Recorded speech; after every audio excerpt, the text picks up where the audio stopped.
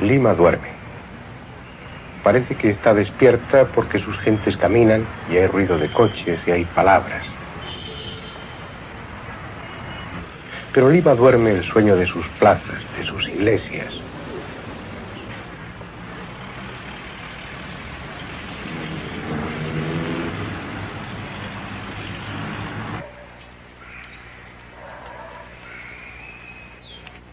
Y dormida sueña con otra época, cuando era la ciudad de los reyes, la más hermosa capital del continente, la más señorial, la más criolla.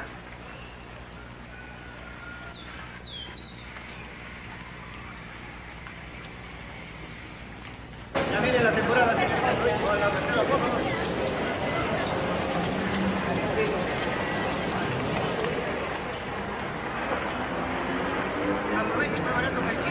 hola, casera, Polos.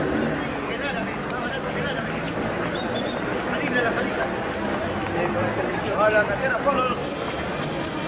Viene la inflación, aprovechen, libre.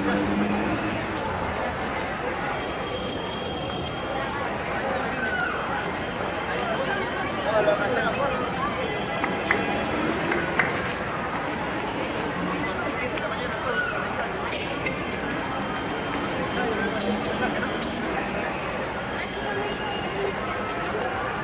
Comerciantes y obreros la hicieron próspera. Aristócratas y burgueses la hicieron suntuosa.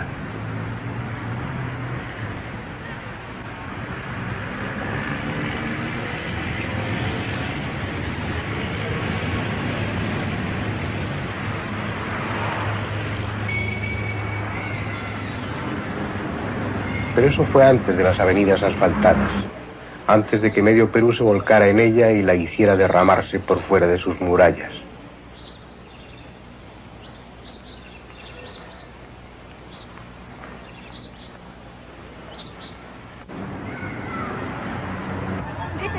Hay en alguna parte un río al que en quechua llaman Rímac, hablador, y de tal nombre se llegó al de Lima, por el que todos la conocen.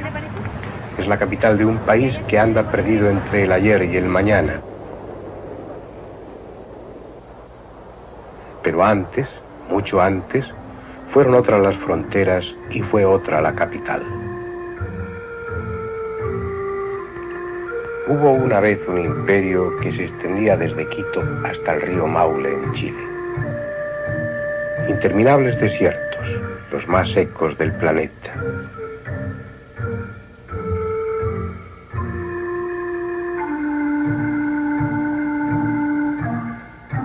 Valles, tan hermosos que el hombre los consideró sagrados.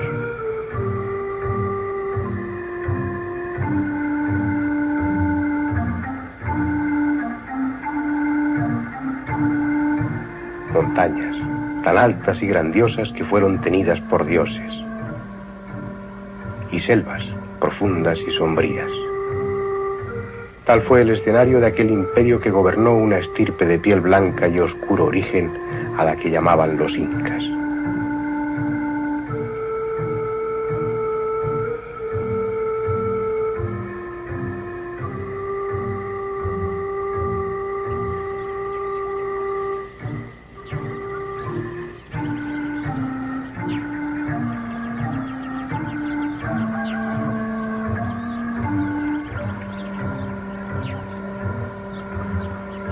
Ellos fueron los que conquistaron, sometieron y administraron con mano de hierro a los pueblos de ese inmenso territorio, el Tahuantinsuyo, formado por 4 provincias y con un solo corazón, Cuzco. La capital del imperio, el ombligo del incanato, porque es ombligo y no otra cosa lo que la palabra Cuzco significa. El centro de un cuerpo extendido a los 4 vientos, a los 4 puntos cardinales. Un lugar donde la paz y el orden social se mantenían a cualquier precio. A su católica majestad le interesará saber que encontramos en aquellas comarcas una administración tan perfecta que todavía es la hora que no hemos topado con ladrones, viciosos o gandules, ni con mujeres adúlteras o licenciosas. Todos esos delitos están rigurosamente prohibidos. Los indios depravados no pueden subsistir y todos los súbditos del Inca se ocupan en quehaceres honestos y provechosos. Los súbditos del Inca, todos aquellos que vivían en el Tahuantinsuyo, el conjunto de las 4 grandes provincias. Pero ¿quiénes eran los incas? ¿De dónde procedían? Solo las leyendas tienen respuesta a esas 2 preguntas. Fue en los tiempos en que el gran diluvio, el Huno Pachacuti, había terminado. Una vez vueltas las aguas a su cauce y de nuevo el sol en el cielo, los hermanos Ayar salieron de un agujero llamado Capac Toco, situado entre otros 2, el Sutic Toco y el Maras Toco, en un cerro llamado Tampu Toco, que la tradición sitúa a unas 12 leguas de Cuzco. Los hermanos Ayar, 4 hombres y 4 mujeres, organizaron a los indios que encontraron a su paso en un viaje de conquista y de enseñanza. La leyenda les atribuye grandes prodigios: volar, producir la lluvia, derribar montañas con sus ondas de oro. También se dice de ellos que fueron los primeros en traer unas semillas de plantas desconocidas hasta ese momento, y que tenían un pájaro maravilloso dentro de una caja que hablaba y del que recibían consejo. Puede que todo sea simple mitología o que se esté aludiendo en esa leyenda a una tecnología superior a la humana, pero ya no hay forma de saberlo. Se dice también que uno de los hermanos, Manco Cápac, se unió a una de las mujeres, Mama Oyo, y tuvieron un hijo, que fue el primero de la dinastía Inca. Una dinastía que, según el propio Pizarro, era de piel blanca y nada tenía que ver racialmente con el resto de los pueblos del altiplano. La clase dirigente del Imperio del Perú era de piel clara y pelo rubio oscuro, algo así como el color del trigo maduro. Los grandes señores y las damas eran en su mayoría blancos como los españoles. En aquel país encontré a una india con su crío que tenía la piel tan blanca que apenas hubiera podido distinguirla de la gente blanca y rubia. De ellos se decía que eran hijos de dioses. Descendientes de los míticos hermanos Ayar, esos antecesores de los incas, surgidos de las entrañas de la tierra y fundadores de Cuzco, porque en Cuzco fue donde se clavó esa jabalina de oro que ellos lanzaron y que, según la tradición, era la encargada de localizar la tierra prometida, el lugar idóneo para fundamentar el imperio. Así, Cuzco se une en sus raíces al mito del Inca, como se une a otro aún más extraño, el mito de Viracocha, cuyo origen está a 468 kilómetros al sureste, en otro lugar inquietante que antes fue parte de ese imperio y hoy corresponde a Bolivia, Tiahuanaco. Dice la vieja religión de los Andes que fue aquí, en Tiahuanaco, donde el dios creador Viracocha formó a los hombres. Primero hizo gigantes, a los que por soberbios terminó convirtiendo en estatuas de piedra. Después creó a los hombres como hoy somos, a imagen y semejanza de él. También creó a los animales y planificó la tierra, eligiendo los lugares donde debían fundarse las ciudades. Después emprendió su camino evangelizador, instruyendo a sus hijos, los hombres, dándoles leyes y enseñándoles lo fundamental para su prosperidad material y espiritual.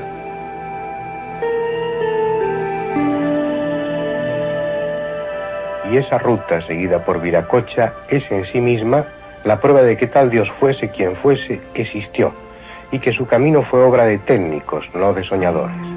Dice la tradición, recogida por el cronista Betanzos, que desde Tiahuanaco, Viracocha mandó 2 emisarios, uno hacia el Contisuyu y otro en dirección al Antisuyu, en tanto que él mismo se dirigía a Cuzco. Es decir, un emisario fue enviado al norte y otro al oeste, mientras él se va a Cuzco. Y es curioso, el camino que toma Viracocha es exactamente la bisectriz del ángulo que forman norte y sur. Él tomó la dirección noroeste con impecable exactitud. De Tiahuanaco a Cuzco hay 468 kilómetros en línea recta, y a mitad del camino, en un punto que equidista a 234 kilómetros de ambos lugares, exactamente en la misma línea que los une, en la llamada ruta de Viracocha, está Pucara. Allí hizo descender fuego del cielo para castigar a los impíos, y mandó al mayor de sus hijos, Imaima Viracocha, hacia Pachacamac, con la más extraña misión que puede imaginarse: arreglar los solsticios. Después de pasar por Pucara y Cuzco, continúa su marcha hasta Cajamarca, también exactamente en la misma línea. Allí se desvía hacia Puerto Viejo, en el actual Ecuador, donde se despide de sus discípulos y se va hacia el poniente, caminando sobre las aguas. La probabilidad de que tales alineaciones se deban a la casualidad es prácticamente nula. La ruta de Viracocha fue planificada por alguien que realizó un auténtico milagro topográfico, porque entre cada uno de sus puntos alineados hay montañas enormes, valles gigantescos y uno de los terrenos más irregulares de este planeta. Pero si Viracocha dejó evidencias de su conocimiento técnico, los hermanos Ayar, los fundadores de la dinastía inca, no dejaron otra cosa que no fueran leyendas. Se dice de ellos que volaban, que transformaban montes en quebradas, que iban y venían del cielo a la tierra, que vestían tejidos extraordinarios, pero nada de tales maravillas ha perdurado como no sea en las leyendas. Ellos fueron los constructores de Cuzco, los que cimentaron su fama e hicieron de la ciudad un centro al que acudían peregrinos de todo el imperio.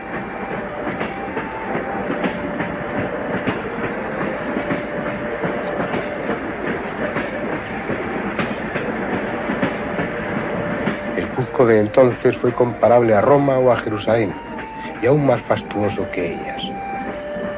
En sus grandiosos templos o en sus abigarrados mercados se mezclaban gentes llegadas de las 4 provincias del Tahuantinsuyo.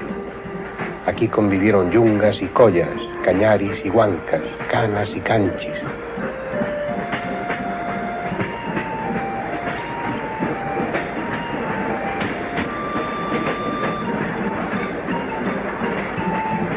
Por el simple hecho de haber estado una vez en Cuzco, cualquier ciudadano del imperio recibía admiración y respeto de sus vecinos. Tal fue la fama de esta ciudad en tiempos del Inca.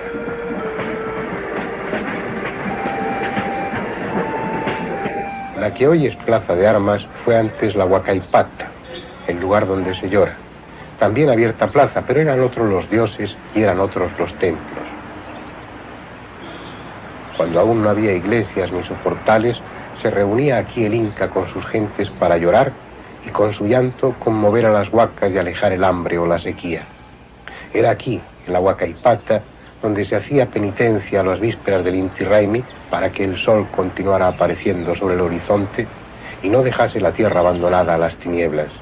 Y era aquí también donde el Inca celebraba sus conquistas, estremeciendo el aire con el bronco sonido de los tambores, forrados, según se dice, con la piel de los vencidos y batidos no por palos, sino con las propias manos cortadas a los que habían osado oponerse al imperio.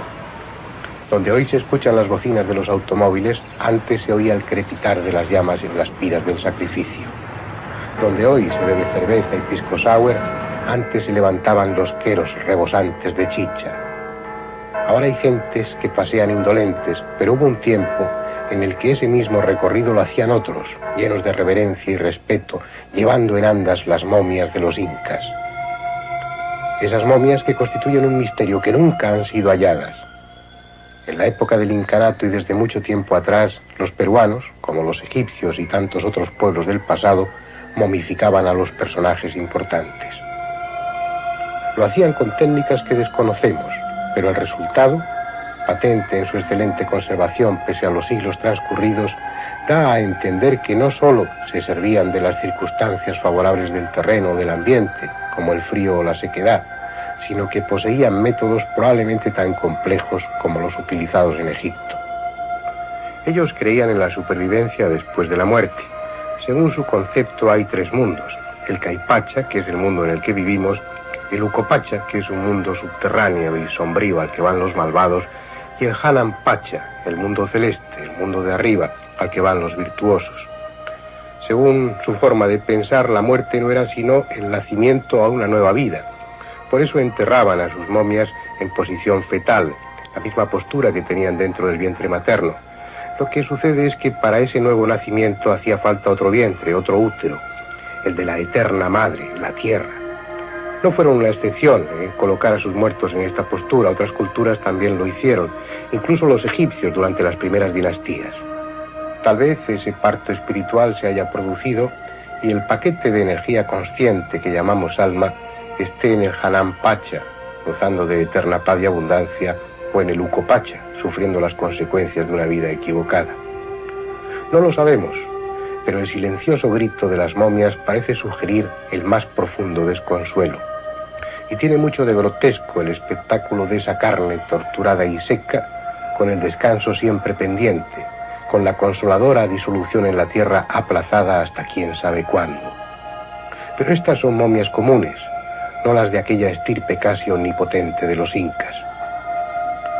Su estudio habría proporcionado tal vez datos definitivos sobre su origen y raza, pero han desaparecido.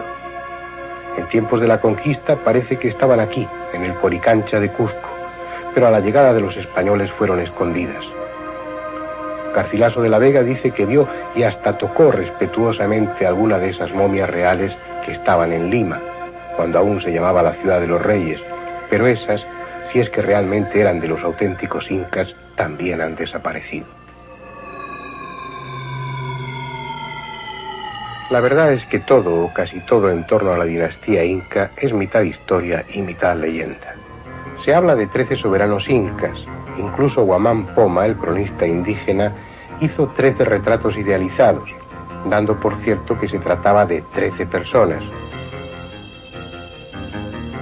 Pero es posible que no fuesen individuos, sino dinastías reinantes, al menos hasta el 9º Inca, Pachacuti. A partir de él ya empieza una etapa histórica más o menos registrada en cuanto a fechas y acciones se refiere.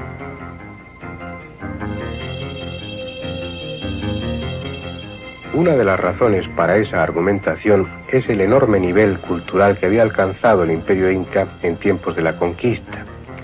Un nivel difícilmente alcanzable en los 200 o 250 años que pudieron gobernar los 11 reyes anteriores a Huáscar y Atahualpa, que eran los que reinaban entre luchas fratricidas a la llegada de los europeos. Dicen que por esta calle fue por la que Pizarro y su gente entraron en Cuzco el 15 de noviembre de 1533. Y ciertamente no era una pequeña villa lo que encontraron, sino una ciudad hermosa, reflejo de una cultura madura en arquitectura, en matemáticas, en orden social, en pesas y medidas, en administración, en agricultura. Una civilización que había elevado la piedra a su mayor altura, haciendo de ella tan cabal uso que los cronistas no pudieron dejar de manifestar su asombro ante la técnica que se utilizó en muros y casas de Cuzco. Y hay piedras de estas que tienen muchas puntas y altibajos por toda la redonda, y con las que ajustan están labradas de modo que encajan muy al justo, la cual obra no dejaría de ser muy pesada y prolija, porque para encajar unas piedras con otras era necesario quitarlas y ponerlas muchas veces para probarlas, y siendo tan grandes como vemos, bien se echa de ver la gente y sufrimiento que serían menester. Y tales consideraciones están justificadas ante el alarde que los incas hicieron en Sacsayhuamán y en Cuzco, dejando ejemplos tan impresionantes y ya tan conocidos como la piedra de los 12 ángulos en la cusqueña calle de Atún Rumilloc. Cuesta trabajo entender cómo lo hicieron. El enorme esfuerzo que debió suponer levantar una y otra vez la pesada piedra hasta hacerla ajustar con las que tiene debajo o a los lados sin quedar un milímetro de holgura.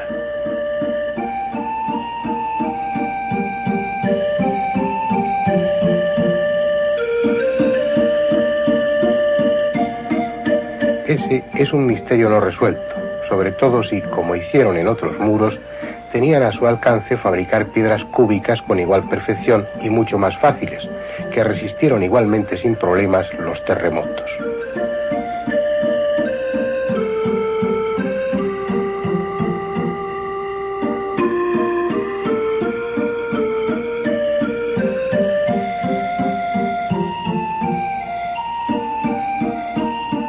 Da la impresión que labrar piedras de múltiples facetas les costaba mucho menos esfuerzo del que imaginamos, y creo que hemos descubierto cómo lo hacían.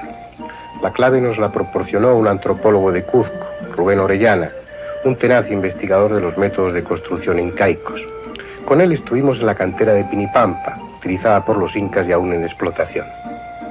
Hay evidencias de que los incas la utilizaron para llevar piedras que emplearon en la construcción de Cuzco, ¿no es así? Sí, o sea, existen las evidencias del trabajo hecho por los incas en piedras de baja dimensión, o sea, no de mucho peso, que han constituido parte de los recintos y las viviendas de la ciudad del Cusco. Y hay en esta cantera algo que explique, algo que justifique un aspecto que a todos los que vemos las ruinas incas nos sorprende, y es la precisión con la que se ajusta una piedra sobre otra, incluso teniendo muchas facetas que coinciden de una manera perfecta. ¿Habéis resuelto ese problema? ¿Sabéis cómo ellos, qué técnica utilizaron para ese ajuste tan preciso de unas piedras con otras, a veces con una tremenda dimensión? ¿Hay aquí alguna evidencia de eso? Sí, existe, o sea, existe el trabajo de lo cóncavo y convexo en las piedras, el buchardeo, el terminado de pulida, y lo que llamamos nosotros el trabajo de prefabricado, que esto es, digamos, elaborar partes de un recinto, de tal manera que después son trasladados y armados ya en Cusco, o sea, el ensamble ya se da aquí en la cantera. Ya se lleva, cuando esos muros se construyen en Cuzco, por ejemplo, esas piedras o varias de esas piedras que van a formar el muro ya están ajustadas, preparadas para, terminadas perfectamente, ajustando unas con otras, y luego era solo montarlo como un rompecabezas. Exacto, o sea, hace la función del rompecabezas, pero aquí hay una cosa interesante, hay una captación de lo tridimensional, por el trabajo que se hace de piedra con piedra para después formar lo que es un rectángulo. Entonces, por el trabajo que hay acá, muy fácilmente se puede determinar que hay una concepción mayor a la nuestra de lo tridimensional para poder lograr esos volúmenes. Es decir, no es como suponían los cronistas, que había que levantar una piedra, irla labrando, luego volverla a dejar descansar sobre la otra, probar una y otra vez con el esfuerzo que eso significaría, sino que ellos tenían una capacidad que nosotros no tenemos, por decirlo de alguna manera, para un concepto, una forma de ver la piedra que les llevaba a ir muy directos a cómo hacerlo. Sí, eso existe acá. Se ve muy claramente que el encaje de uno con otro ya sale de por sí para la elaboración previa. Es más, dentro de lo que es el trabajo en canteras, en otra cantera de Cusco, que es de Huacoto, hay una capacidad de la gente para poder trabajar la piedra en términos actuales, porque en el Cusco se utiliza mucho la laja de piedra, y esta gente conoce lo que en términos técnicos se llama la línea de esfoliación. Es una línea por la cual se da 3 golpes o 4 golpes con cincel y se fractura la piedra en laja. Ese es el punto débil que tiene la piedra. A mí me ha pasado la experiencia de que yo he preguntado a la gente por qué golpean en ese sentido y me dicen, aquí hay una línea. Esa línea, para verla, no la he podido, porque se necesitan instrumentos ópticos, microscopios, una serie de aparatos que permitan ver esa línea que tiene toda piedra. Como te digo, yo con mi vista no he podido captar, pero ellos sí la ven. Como hemos visto, las piedras salían de la cantera preparadas para ensamblar. Pero eso no explica cómo lo hicieron con las grandes. Ya fuese a pie de obra o en la cantera, las dificultades son las mismas. Levantar la piedra superior una y otra vez para probar, hasta conseguir el perfecto ajuste. A no ser que hubiera otro sistema. Y lo hay. Haciendo el labrado y el ajuste de las piedras no verticalmente, sino horizontalmente y sobre rodillos, con un esfuerzo mínimo. Parece algo sencillo, algo que a cualquiera puede ocurrírsele.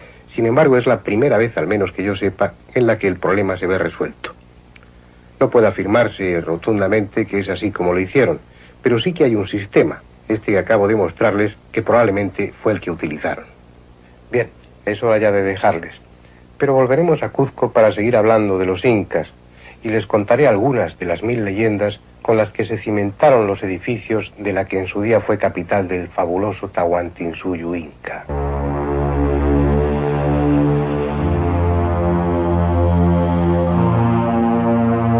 Ellos fueron los que conquistaron, sometieron y administraron con mano de hierro a los pueblos de ese inmenso territorio, el Tahuantinsuyo, formado por 4 provincias y con un solo corazón, Cuzco.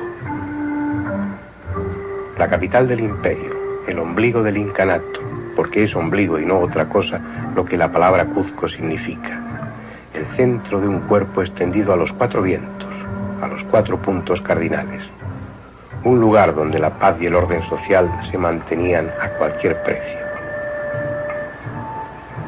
A su católica majestad le interesará saber que encontramos en aquellas comarcas una administración tan perfecta que todavía es la hora que no hemos topado con ladrones, viciosos o gandules, ni con mujeres adúlteras o licenciosas. Todos esos delitos están rigurosamente prohibidos. Los indios depravados no pueden subsistir y todos los súbditos del Inca se ocupan en quehaceres honestos y provechosos. Más señorial, la más criolla.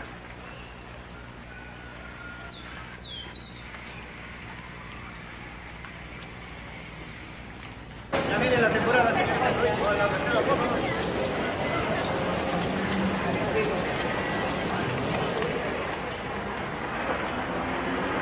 Aproveche más barato que el chico. Hola, casera, por los. El árabe, más barato que el árabe. Calibre la calita. Hola, casera, por los. Viene la inflación, aproveche, calita.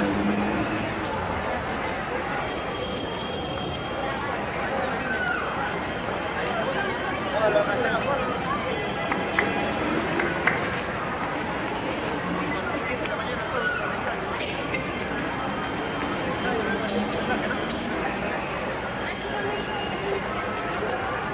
Comerciantes y obreros la hicieron próspera.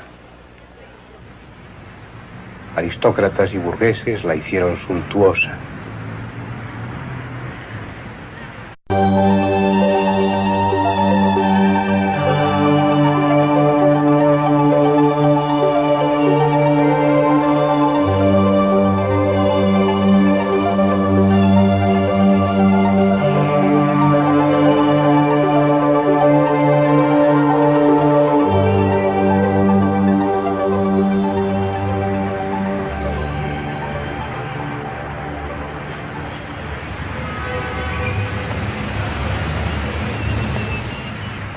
Lima duerme.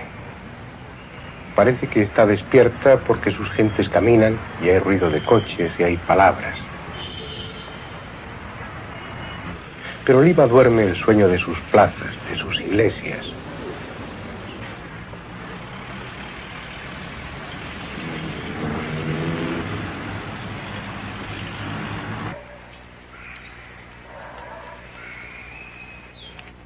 Y dormida sueña con otra época, cuando era la ciudad de los reyes, la más hermosa capital del continente.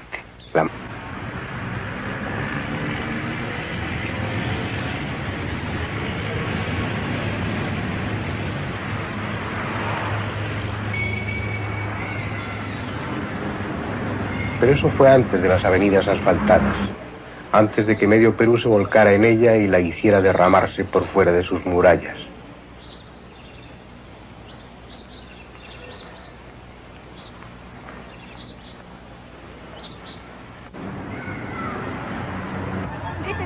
Hay en alguna parte un río al que en quechua llaman Rímac, hablador, y de tal nombre se llegó al de Lima, por el que todos la conocen. Es la capital de un país que anda perdido entre el ayer y el mañana. Pero antes, mucho antes, fueron otras las fronteras y fue otra la capital. Hubo una vez un imperio que se extendía desde Quito hasta el río Maule en Chile. Interminables desiertos, los más secos del planeta.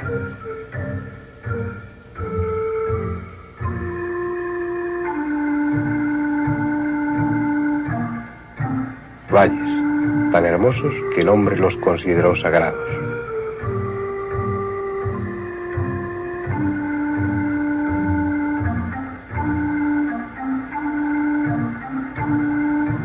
Montañas, tan altas y grandiosas que fueron tenidas por dioses. Y selvas, profundas y sombrías. Tal fue el escenario de aquel imperio que gobernó una estirpe de piel blanca y oscuro origen a la que llamaban los incas.